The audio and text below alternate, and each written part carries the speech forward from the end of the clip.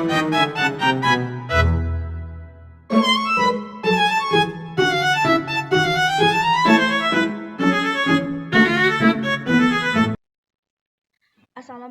warahmatullahi wabarakatuh.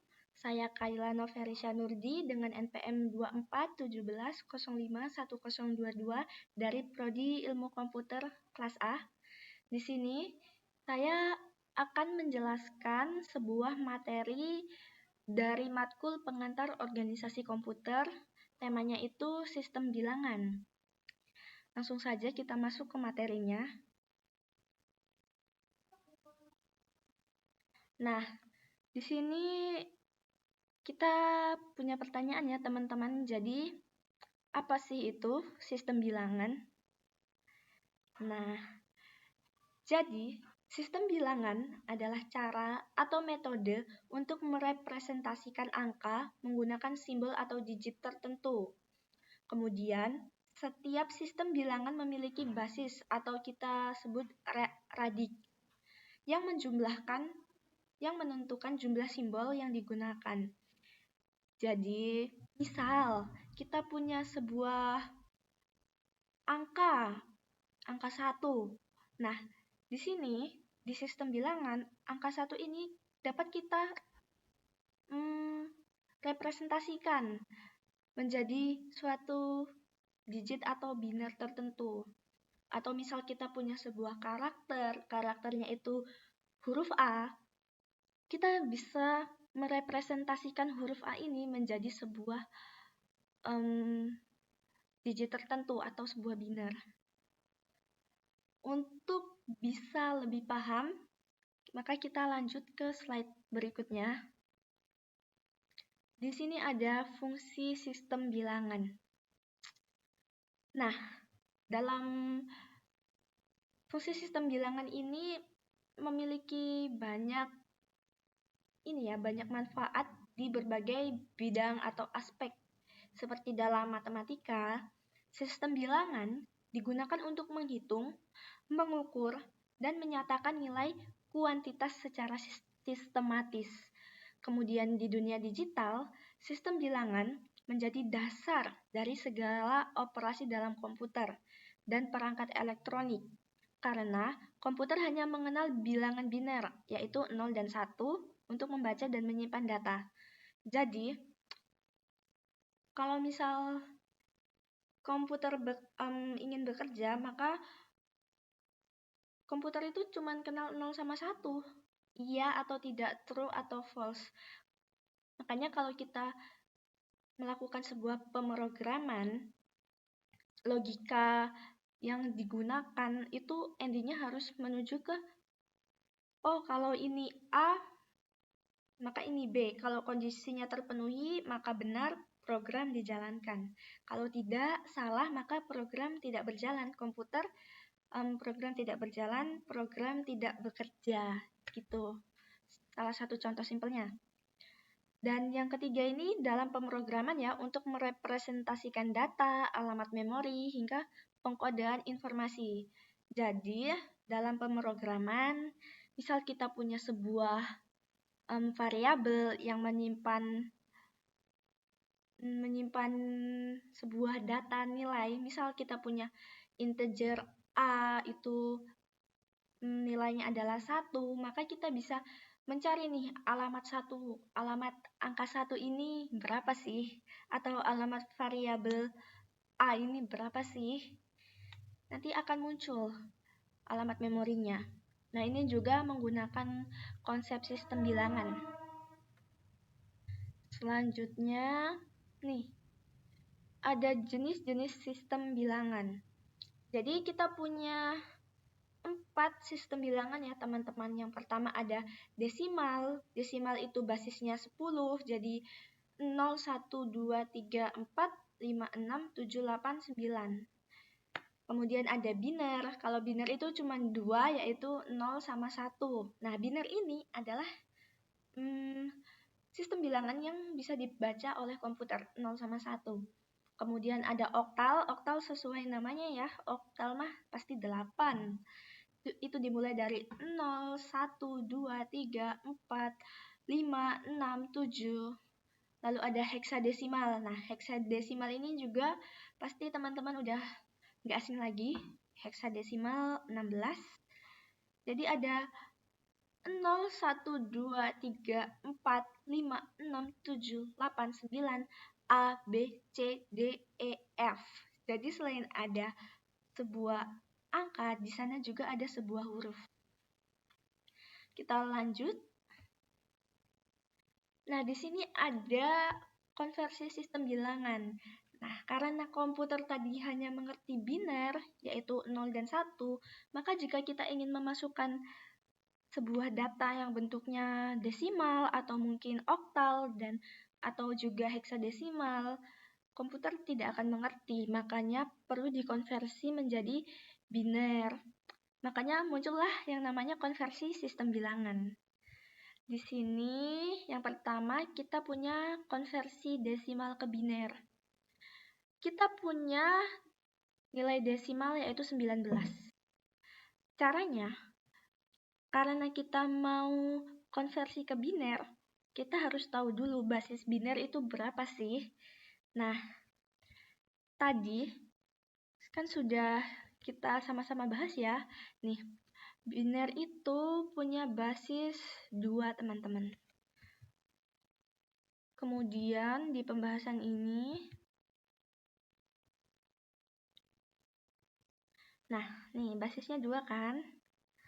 Oke, jadi 19 dibagi 2, itu hasilnya adalah 9. Sisanya 1. Loh, bener nggak? Bener dong. Karena 9 dikali 2 itu 18. Kemudian 19 dikurang 18, sisanya adalah ya 1, teman-teman. Nah, kita punya hasil 9 nih. Sekarang nilainya berarti 9, nilai saat ini. Di sini 9.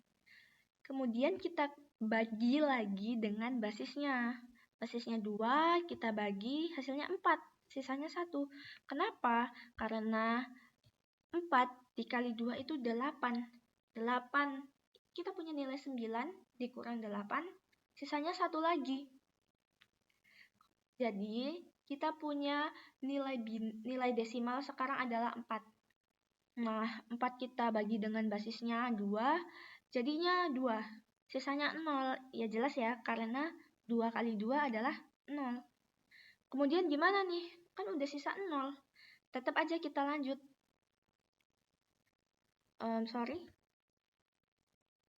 Kita lanjut. Kita sekarang punya 2 desimal dibagi 2, hasilnya 1, sisanya 0. Kita bagi lagi nih hasil 1 ini. 1 desimal ini kita bagi dengan 2. Karena nggak bisa, maka hasil yang akan ditampilkan adalah 0. Kemudian sisanya 1. Karena 0 kali 2, 0. 1 dikurang 0, 1. Jadi, operasi ini akan terus berlanjut hingga nilai dari bilangan desimalnya ini 1, teman-teman. Dan sisanya tergantung. Pokoknya sampai nilainya ini 1. Setelah itu, kita bisa dapat hasil bahwa 19 desimal itu sama dengan 10011 biner. Jadi ngelihatnya dari bawah ke atas. Kita lanjut. Di sini ada konversi dari biner ke desimal. Nah, ini sebenarnya caranya agak berbeda karena kita sudah tahu bahwa biner 0, kita punya sebuah bilangan biner, teman-teman. Itu 1001, 19 ya kalau ke desimal. Cuman gimana sih caranya kalau misal kita nggak tahu berapa desimalnya terus dikasih biner random, misal angka 00110. Nah, caranya bisa pakai seperti ini. Jadi pertama, karena biner itu basisnya 2, maka di atas kita tulis 2. Karena ini yang pertama, jadi 0, 1, 2, 3, 4. Dipangkatkan. Kemudian untuk baris kedua itu merupakan hasil perpangkatannya. Kalau 2 pangkat 0, 1, 2 pangkat 2, 2, dan seterusnya. Kemudian Hasil perpangkatan ini kita kalikan dengan bilangan binernya. Jadi bilangan binernya tetap aja kalau yang bagian awal ditaruh di awal. Nih di sini 6 kali 1 ditambah 8 kali 0 dan seterusnya kita punya hasil 19. Nah, jadi biner dari biner dari 1, 0, 0, 1, 1 itu ternyata kalau diubah dalam bentuk desimal maka nilainya adalah 19. Begitu. Nah, selanjutnya ada cara desimal ke oktal. Caranya sama saja seperti yang tadi sudah kita bahas. Cuman yang perlu diperhatikan adalah basisnya. Karena oktal basisnya 8, maka kita bagi dengan 8 nilai awalnya. Gitu.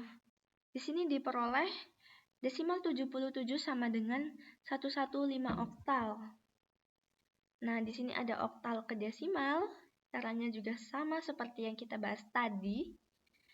Karena basisnya 8, jadi 8 pangkat 0, 8 pangkat 1, 8 pangkat 2. Kemudian kita kalikan hasil perpangkatannya dengan bilangan awal sebelum dikonversi. Di sini kita punya 646 oktal setelah dikonversi menjadi 442 desimal. Selanjutnya ada desimal ke heksadesimal. Caranya juga sama saja. Basisnya 16 maka kita bagi 16. Kemudian ada heksadesimal ke desimal. Karena heksadesimal ke desimal itu basisnya 16, maka perpangkatannya kita kalikan dengan soalnya, nilai sebelum dikonversi. Dan kita sampai kepada kesimpulan. Jadi, sistem bilangan adalah dasar penting dalam berbagai bidang, terutama dalam teknologi dan ilmu komputer.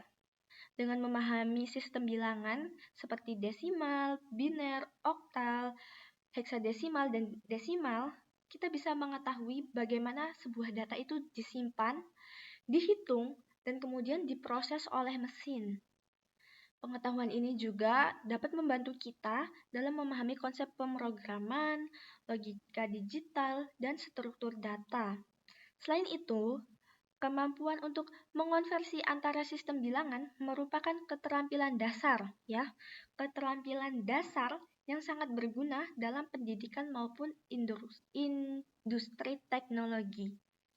Oleh karena itu, mempelajari sistem bilangan bukan hanya penting untuk pelajaran matematika saja, tetapi juga sebagai bekal menghadapi dunia digital yang terus berkembang. Nah, selesai. Sekian presentasi dari saya. Terima kasih atas perhatiannya. Saya akhiri. Wassalamualaikum warahmatullahi wabarakatuh.